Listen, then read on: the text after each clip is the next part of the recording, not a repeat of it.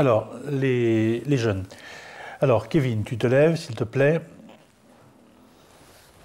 Alors, qu'est-ce que tu as à dire sur ce racket et sur cette agression-là? Pourquoi tu as racketté ce jeune?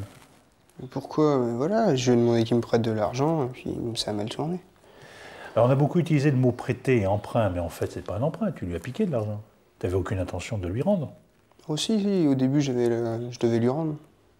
Et comment tu lui aurais rendu, puisque tu nous as dit pendant l'instruction que tes parents t'en donnaient pas et que tu n'avais aucune source de revenus. Donc, tu n'avais pas d'argent, tu en avais besoin, tu t'en es procuré, mais tu ne pouvais pas penser pouvoir le restituer.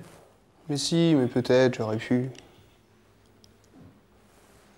Est-ce que tu as le sentiment d'avoir exercé des violences sur lui pendant plusieurs mois?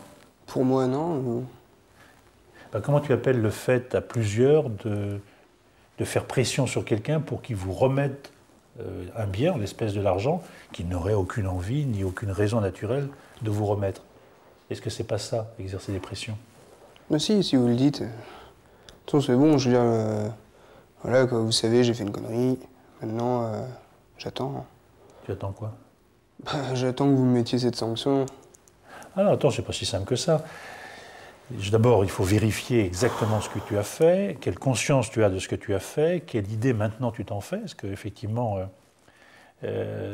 tu as conscience d'avoir fait une bêtise et sous-entendu, tu ne recommenceras pas? C'est pas si simple que ça. Le tribunal et le procureur ne sont pas des machines à distribuer des peines. Est-ce que sur la participation de Kevin, madame, monsieur, vous auriez des questions à poser? La partie civile, non? Pas de questions? Monsieur le procureur, vous auriez des questions à poser à ce jeune homme? Pas de questions, Pas de Monsieur questions. le Président.